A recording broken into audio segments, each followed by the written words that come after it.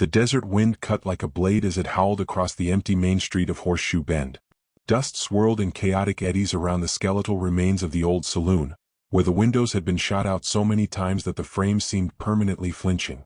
The town was barely holding on, a dried husk of what it once was, like a body still twitching after death. And into that wind rode a man with a wide-brimmed hat pulled low, his coat flapping against his legs like broken wings.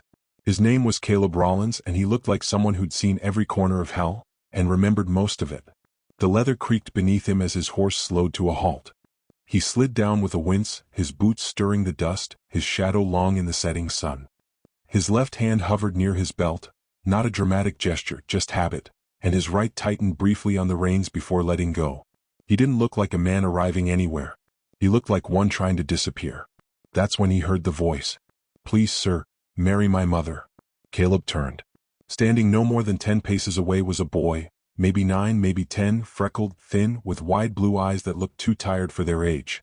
His clothes were patched in 4 places and his boots didn't match. One hand clutched a small paper sack, the other hung at his side like it wasn't sure what to do. "She's all I got left," the boy added. "And you look like you got no one." Caleb blinked, the dust stinging his eyes. "That so?" he muttered. The boy nodded, solemn as a preacher. "Yes, sir. She's strong and real good at cookin', but she won't talk much since Pa died. I thought maybe if you married her, she might start livin' again." Caleb scratched his jaw. "And what gave you the idea I was husband material?" "You stopped," the boy said simply. "Nobody else ever stops here anymore." Caleb laughed, once low and dry. It sounded like it hurt. "What's your name, kid?" "Tommy Callahan." "Well, Tommy Callahan," he said, walking past him, "I'm not in the business of marrying strangers." Tommy followed. "Ain't a skin for romance. Just lookin' for someone who ain't afraid of stayin' put." Caleb didn't answer. He walked toward the general store, the only place in town that looked like someone gave a damn about it. The windows were clean. The sign had fresh paint. And standing behind the counter inside, lit by the soft golden spill of lamplight, was a woman who moved like someone holding the world together with her bare hands. Mary Callahan. She looked up as the door swung open. Her face was pale, sharp-boned, with lips too thin from frowning and eyes that might have been beautiful if not for the grief etched into every blink. She didn't smile when she saw Caleb. She didn't scowl either. Just watched him like he was smoke drifting under the door. Tommy ran in behind him. "Mama, this here's the man I told you about." She narrowed her gaze. "Told me what?" "That he might marry you." Caleb raised both eyebrows. "Kid moves fast." Mary exhaled, one hand gripping the counter. "Tommy, go fetch water from the pump." "But now," he went, grumbling. The door creaked shut behind him. Mary's voice dropped. "He's not slow, but he don't know when to quit either. Don't take it personal." "I don't." Caleb tipped his hat back. "Your boy's got guts. He's got desperation. That's different." They stared at each other. She crossed her arms. He didn't move. "You gonna buy anything?" she asked. "Didn't plan on it." "Then I reckon you can move on." "I might stay a night or two. Horse needs rest." "So do I." She studied him. "You look like the kind that brings trouble with you. We've had enough of that." "I'm not looking to bring anything. Funny how it never asks if it's invited." He chuckled dry again. "You got a room?" She hesitated. "There's a bunk out back. You keep to yourself, you can have it for $1 a night. Food's extra." Caleb dug into his coat and dropped $2 silver on the counter. "I'm feelin' social." She didn't smile. She pocketed the money and pointed without a word. That night, as the sky turned from gold to bruised violet, Caleb sat outside the small shack behind the store. It was little more than a cot, a table, and 4 walls that creaked with every breeze. But it was dry. That was enough. He lit a cigar, watching the smoke drift upward as if trying to escape the weight of the earth. Tommy appeared out of the dark, holding 2 cups of water. "Mama said you might be thirsty." Caleb took one. "Thanks." They sat in silence, side by side on the stoop. "You ever shoot anyone?" Tommy asked. "Yup." "Kill him?" Caleb didn't answer. Tommy looked down. "My pa was shot over land. Crow's men did it. Said he was squatting. But he had the deed. Mama's got it hidden." Caleb glanced at him. "Crow. Jedediah Crow. Owns half the town now. Wants the other half. And you think your ma should marry me to stop that?" Tommy shook his head. "No. I just think she shouldn't be alone anymore. She smiles when she's not watching. And I saw her smile when you walked in. Caleb smiled. You're sharp. Just observant. The boy stood. Night, Mr. Rollins. How'd you know my name? I heard you say it to your horse. Caleb laughed. Good night, Tommy Callahan. He didn't sleep much. Dreams came like vultures circling old memories. Gunfire in a canyon.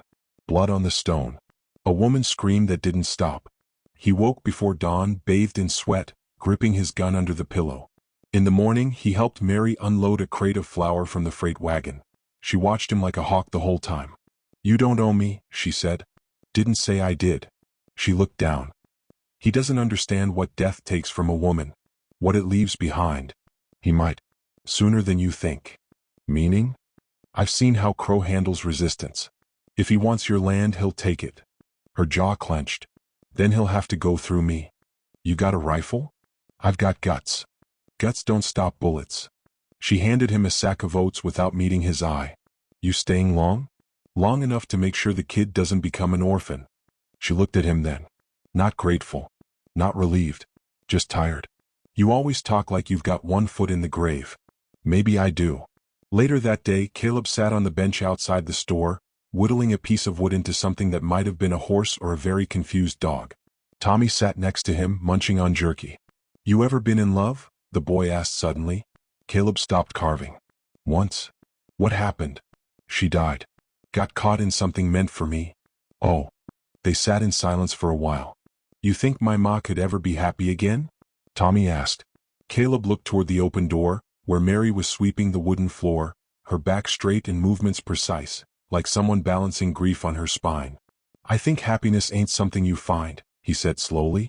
It's something you decide to hold on to when it tries to leave. Tommy frowned. That don't make sense.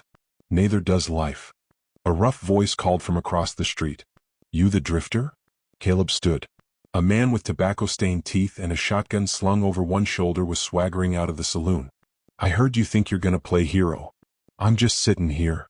Then why don't you ride on out? This town don't need more problems.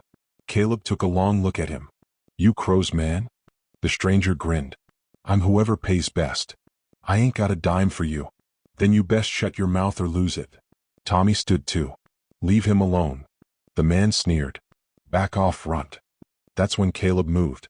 One step, a twist, and his hand snapped out. The man's shotgun clattered to the dirt, his wrist twisted back in Caleb's grip, his knees buckling. It took less than 3 seconds. The man hissed in pain. You son of a... Caleb released him with a shove. Go back to your hole. The man staggered, retrieved his gun, and limped off without another word. Tommy's eyes were wide. That was amazing. Caleb sat back down, took up his carving again. You always talk that much? No, sir. Good. Inside the store, Mary stood motionless behind the counter. She'd seen the whole thing. Caleb looked at her. She didn't thank him. Didn't smile. But for just a second, her gaze softened. That night, as the town fell silent again and the wind carried the scent of dust and wood smoke, Caleb sat on the porch of the bunkhouse, alone. He knew he should keep moving. Knew the past wasn't done with him. But something in this broken-down town, something in that boy's voice and the way Mary didn't quite look away from him, something made it harder than usual to go. For the first time in years, he wondered what it might mean to stay. The next morning, the sun rose like a forge lighting the edges of the hills, and the town stirred in cautious rhythms. Caleb stood outside the store, his coat slung over his shoulder, the brim of his hat low to shade his eyes. He watched the people of Horseshoe Bend moving like ghosts, furtive, silent, heads down. This wasn't a town. It was a place waiting to be claimed, waiting for someone meaner than the last man to carve their name into the bones of it. Mary came out carrying a basket of linens to hang. Her movements were steady, methodical, but she never once glanced in his direction. Not after last night. Not even a nod. Yet Caleb noticed the faintest shift, her back straighter, her steps surer. Fear didn't evaporate that quickly, but maybe it had thinned. Tommy wasn't with her. That fact alone tightened Caleb's gut. Where's the kid? He asked, his voice low but pointed. Mary clipped a sheet to the line. Went to school. Caleb frowned. There's a school here? Her lips twitched, nearly a smile. A room in the church basement. 2 hours a day. Miss Lottie runs it. You trust him walking alone? I don't trust anything. But I can't keep him tied to me. He's got to grow up with something to hold on to. Caleb nodded, then turned his eyes toward the street. A man stood watching from across the way. Not the same one from yesterday. This one wore a black vest and boots too polished for this dust-choked town. His hands were behind his back, but everything about his posture screamed arrogance, and his face was a map of cold intentions. Caleb didn't need an introduction. That man didn't blend into background. That man was Jedediah Crow. Caleb didn't move. Crow stared for a moment longer, then tipped his hat mockingly before turning and walking into the sheriff's office. Mary didn't flinch. He came back yesterday after you roughed up one of his men. Caleb kept his voice even. That's so. His lawyer sent a letter. Said we have 7 days to vacate the store unless we produce a copy of the deed. You have the deed, right? She nodded. It's real. Signed by Judge Holloway before the war. But Crow controls the courthouse now. Records vanish. Testimonies disappear. A paper deed won't mean much unless someone's willing to bleed for it. Caleb looked at her. You? I already have. Silence hung between them like the edge of a blade. I'll go see the sheriff, Caleb muttered, slipping his coat on. He won't help. I'm not going for help. I'm going to get a measure. He crossed the street with a calm, deliberate gait. Every pair of eyes in town followed him, some curious, some nervous, a few grateful. The sheriff's office was clean enough, with a fresh star painted on the door. A liar's polish, Caleb figured. He pushed the door open and stepped inside. Sheriff Randall was seated behind his desk, boots on the table, chewing something that smelled like stale tobacco. Crow leaned against the wall, arms crossed, smirking. You must be the new entertainment, Crow said. Caleb didn't respond. He looked at the sheriff. You in charge. Randall spat into a tin. That's what the badge says. I hear you're letting land get stolen from widows. Randall raised an eyebrow. I don't recall inviting lectures. Caleb's tone sharpened. You either stand for the law or you kneel to men like him. Crow pushed off the wall and stepped forward. You got a big mouth for a drifter. I've buried men with bigger mouths and smaller guns. Crow's smile thinned. Careful. That temper might cost you more than teeth. Caleb's eyes flicked to the sheriff, who remained slouched, unmoved, uninterested. This office didn't house law, it rented space to power. Caleb turned toward Crow. You want the store, you'll have to take it in the open. No letters. No lawyers. Just your boots on the floor and your hand on the trigger. Crow's nostrils flared. And you'll be standin' in the way? Caleb smiled coldly. I'm already standin'. He turned and walked out, never once showing his back to Crow. Back at the store he found Mary waiting. Her hands were still, clenched in front of her apron. He threatened you, didn't he? He made promises. There's a difference. She studied him. Why are you really helping us? I don't know yet. You think you're making up for something? Maybe. She looked like she wanted to say more, but Tommy burst around the corner, dirt on his knees and a tear in his shirt. Ma. Mr. Rollins. Caleb crouched instantly. What happened? There were men at the school. Said it was closed. Told us all to go home. Miss Lottie tried to stop them. One of them grabbed her. Caleb's jaw tightened. What did he look like? Big. Scar across his nose. Smelled like corn whiskey. Mary's hand went to her mouth. That's Crow's foreman. Arlen Pike. Caleb stood. Where'd they take her? I don't know. She yelled for help. Then they took her toward the freight barn. Caleb didn't waste another second. He pulled the revolver from under his coat and checked the chamber as he walked. The freight barn was at the end of town where the old rail line used to run. No one used it anymore except smugglers, scavengers, and men with something to hide. He approached from the back, boots silent in the dirt. The side door was cracked open. Inside, a shaft of sunlight sliced through the slats and landed on a grim scene. Miss Lottie tied to a chair, her cheek bloodied, and Arlen pacing in front of her like a dog smelling weakness. She wouldn't shut up, Arlen growled. Said the kids needed safety. Said education was a right. He spat. Ain't no rights when Crow says otherwise. Caleb stepped in. Funny. I must have missed the part where Crow became king. Arlen turned, startled, hand going for his pistol, but not fast enough. Bang. The shot rang out, loud and final. Arlen collapsed, clutching his leg, screaming through clenched teeth. Caleb stepped forward, kicked the pistol away, and pointed his revolver at the other man hiding in the shadows. You want the same? Caleb asked. The man dropped his weapon and bolted, stumbling over crates.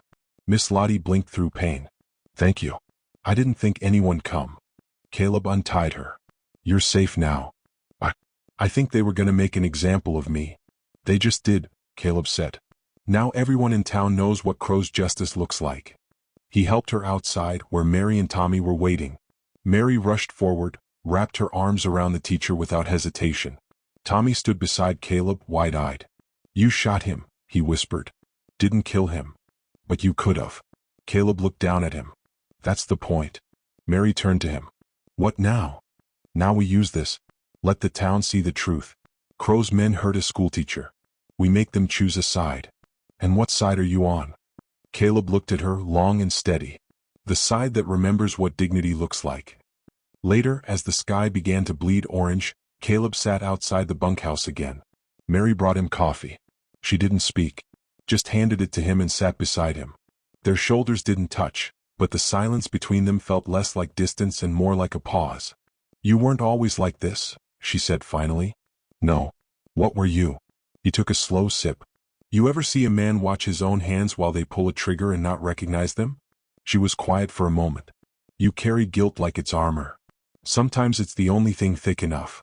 She looked at him then, softer. You could stay, you know. We don't need a savior. But we could use a neighbor. I don't stay places. Not for long. You might this time. He didn't respond, but his grip tightened slightly on the mug. A breeze stirred the dry grass. In the distance, a piano began to play inside the saloon, a slow, haunting tune that wandered across the dusk. Caleb listened. And for the first time in years, the sound didn't feel like an ending. It felt like a door left open. By midweek, the mood in Horseshoe Bend had shifted like a snake shedding its skin. Whispers bloomed behind swinging doors in the church pews, even over whiskey-soaked poker games. Caleb Rollins' name was no longer just a stranger's. It clung to conversations like smoke, curling through every corner of the town.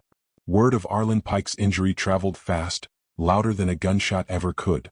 No one said it aloud, but the question hovered over every stoop and saloon step. Could Crow actually be stopped? Caleb hadn't intended to be the spark. But once the fire started, it needed feeding. He stood now in the middle of the store, sleeves rolled to his elbows, hammer in hand as he repaired the broken front window from last night's vandalism. A crude message had been carved into the glass before it shattered. Leave or burn. Caleb didn't flinch. He just got to work. Mary passed behind him, sorting jars and restocking shelves. Her movements were faster now, purposeful. No longer wary, just prepared. Tommy sat on the floor nearby, drawing on scraps of old newspaper. His eyes flicked often to Caleb, a quiet trust having taken root in the boy. Another warning, Mary said, nodding to the broken shards piled by the wall. Caleb pressed a nail in place. They're scared. Threats mean they're losing grip. That doesn't mean they won't burn us out. Then we rebuild again. She set down a jar with a firm clink. You say that like it's easy. It's not. But neither is living afraid every day. Outside, a sudden clamor of hooves stirred the dust.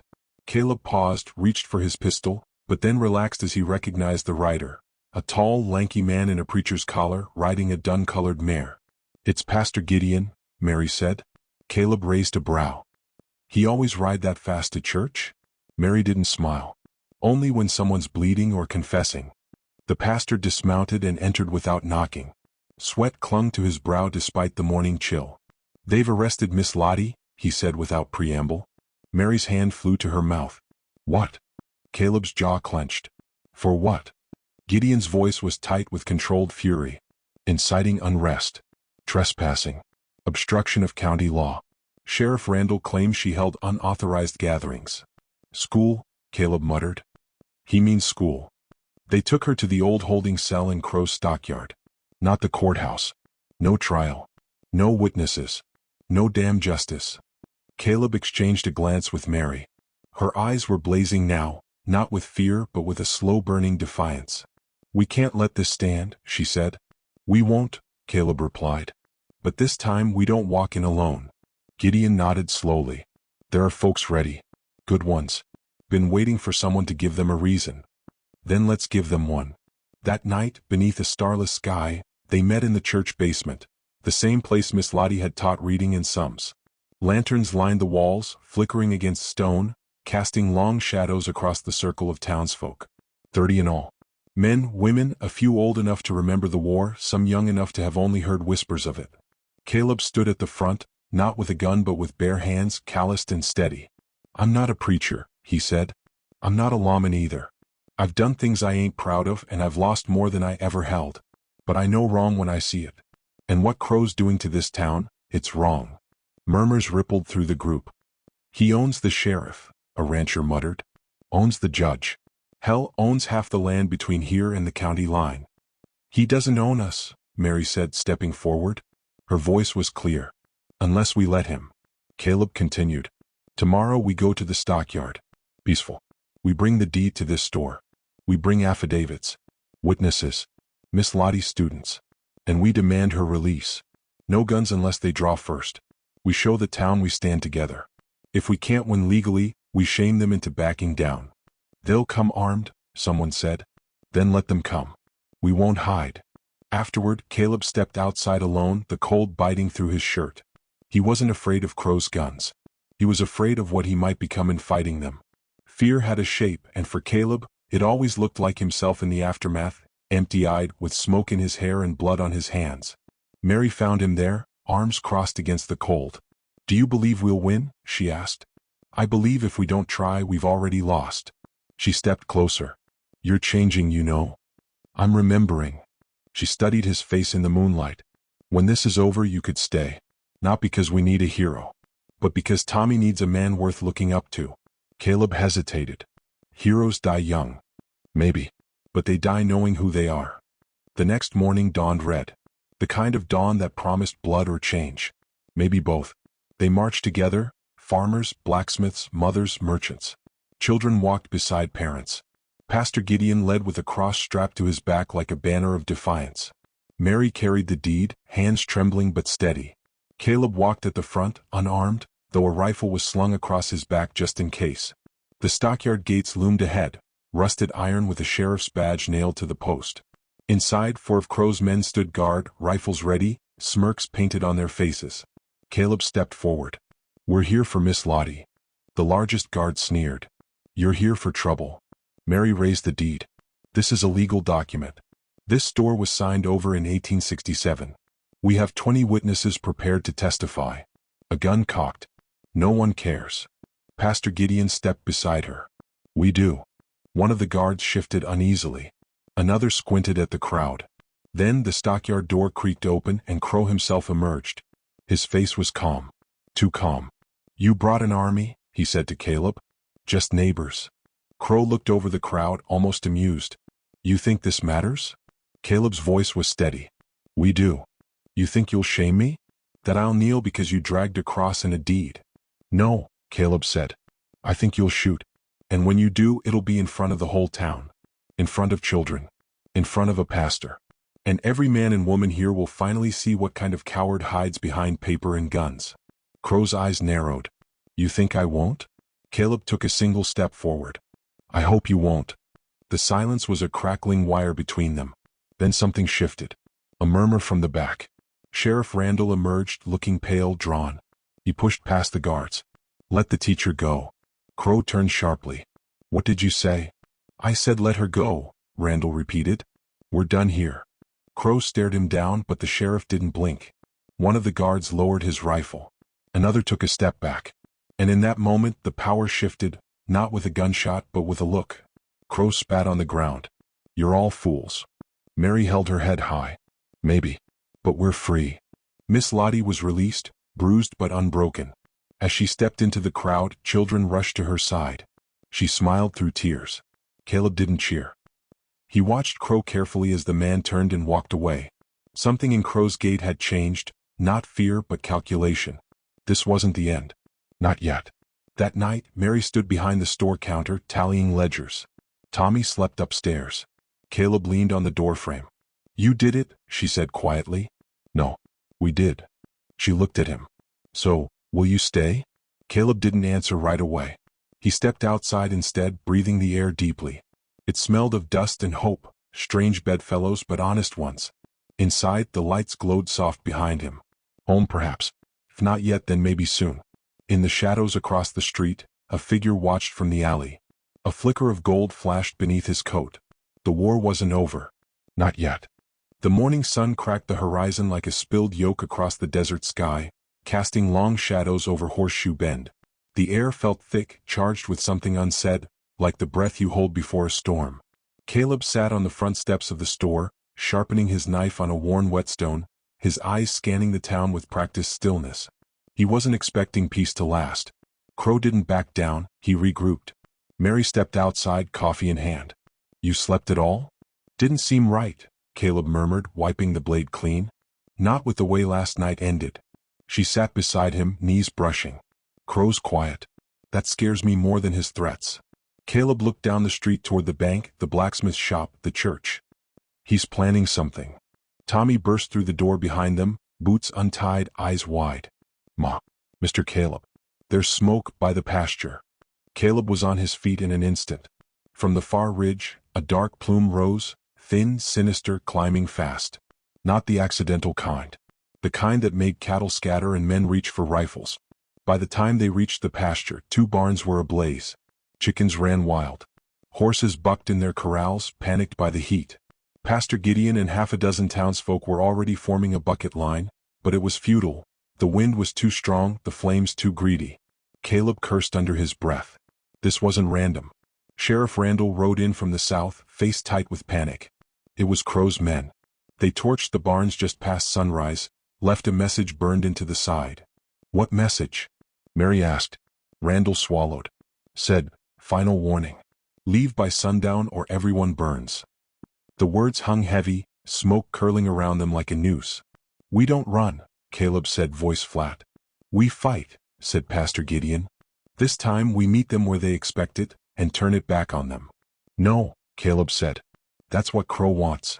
A battle on his terms in his place where he knows the land." Mary looked at him, brow furrowed. "Then what?" "We go to the river canyon. Force them to cross open ground. Make them feel the sun in their eyes. We control the high ridge. Let them bring the fight." Randall blinked. "That's a 2-hour ride. We've got time." "Not much, but enough." By noon, the town had mobilized like a heartbeat finding its rhythm. Women gathered supplies, children were moved to the church cellar. Every able-bodied man carried what he had: rifles, hunting bows, even pitchforks. Caleb took the high ground on the ridge, using a pair of field glasses someone had dug out of an old war chest. The trail was dusty and the prints were deep. Crow's men were coming fast, maybe 20 of them, all on horseback, guns visible. He turned to Mary, who stood beside him with a carbine slung across her shoulder. Her sleeves were rolled, hair pinned up tight. The steel in her eyes was unmistakable. "You still sure you want to be here?" he asked. "I'm not running, Caleb. Not from this. Not anymore." He nodded, pride and worry threading through his chest. Pastor Gideon moved into position with 3 men at the lower bluff, hidden behind a makeshift barricade. Randall and a few sharpshooters were stationed behind overturned wagons at the ridge crest. Caleb crouched just behind a dead cottonwood tree, scanning the approaching riders. "They'll try to flank," he muttered. "They'll assume we're simple townsfolk, panicked and scattered. Then let's surprise them," Mary said. The first gunshot came without warning. A crack echoed off the canyon walls, then another and another. Horses reared. One of Crow's riders toppled from the saddle, bleeding from the shoulder. That was the moment the canyon turned into chaos. Crow's men scattered, firing wildly toward the ridge, but they had no cover.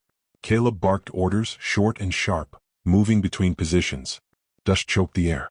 Bullets thudded into dirt and rock. A boy named Elmer took a grazing shot to the leg, but kept firing from his belly, teeth clenched. Mary fired twice, reloading with practiced speed. Caleb saw her clip a rider in the thigh. He screamed and fell, scrambling for cover behind a dead horse. Crow himself appeared, riding hard along the base trail, barking orders. His long coat flared and his golden revolver flashed in the sun. "There!" Caleb shouted. "He's trying to get around to the west slope." Pastor Gideon moved quickly to intercept, but Crow was fast, too fast. In the confusion, he reached the lower edge of the ridge. 2 men followed him, covering his climb. "Damn it," Caleb breathed. "He's going to flank us." Mary's rifle jammed. She cursed and dropped behind a rock. "Cover me," Caleb ordered. He vaulted over the bluff and ran low, weaving between brush and broken stone. Bullets whizzed past him. He reached the slope as Crow crested the side, pistol drawn. Their eyes met, years of hate, history, and loss collided in that instant. Crow fired. Caleb dove behind a boulder, the shot sparking off stone inches from his ear. He rolled, drew, and returned fire. Missed. They circled, moving in bursts, closer, closer. The canyon roared with gunfire behind them, but in that moment, it all faded. It was just Caleb and Crow. I should have finished you in Santa Fe, Crow spat. You should have finished a lot of things, Caleb growled. They fired again, bullets grazing rock, raising dust. Crow moved to flank, but Caleb anticipated, sliding down into a dip and coming up fast. He tackled Crow, and they tumbled in a tangle of limbs and fury, crashing to the dirt. Crow elbowed him hard in the ribs. Caleb grunted, swung his knife, slicing Crow's coat. Crow punched back, blood spraying from Caleb's lip. They rolled again, Caleb pinning him. I buried your brother, Crow hissed. And I'll bury you too. No, Caleb said, driving the knife forward, just enough to pin Crow's hand to the dirt. Crow screamed, but before he could reach for his gun, Mary appeared behind him, rifle aimed. Don't, she said. It's over. Crow stilled, chest heaving. Caleb stood, bloodied and breathing hard. We're not killers unless we have to be. Speak for yourself, Crow spat. But when he looked around, he saw them, dozens of townsfolk lining the ridge, guns aimed down at him. Not just men. Women. Teenagers. The very people he'd thought too broken, too afraid. Randall stepped forward. You're under arrest. For what? Crow barked. For everything. Later, as the smoke settled and the last of the wounded were tended, Caleb stood at the ridge's edge. The sun was setting now, gold fading into red. Tommy ran up behind him and grabbed his hand. You didn't let him win, the boy said. No, Caleb whispered. Not this time. Mary approached quietly. Crow's men are gone. What's left of them surrendered. Good, Caleb said. He won't stay locked up long though. Maybe. But this town will be ready next time. He turned to face her. The wind tugged at her hair, carrying the scent of cedar and ash. I've been running for a long time, he said, trying to forget what I lost, who I was. And now, I think I finally found something worth standing for. Mary smiled. Then stay. He looked down at Tommy, who grinned up at him with wide eyes. Please marry my mother, sir. She's all I have left. Caleb blinked, caught off guard. Mary flushed, laughing softly. Tommy? But Caleb crouched and met the boy's gaze. You're a brave kid. Braver than most men I've known. And if she'll have me. Mary stepped forward. I will. The three of them stood there, dust on their boots, sky painted with fire and promise. Behind them, Horseshoe Bend began to breathe again, not just survive but live. And for the first time in a long while, Caleb Rollins wasn't a ghost chasing redemption. He was home.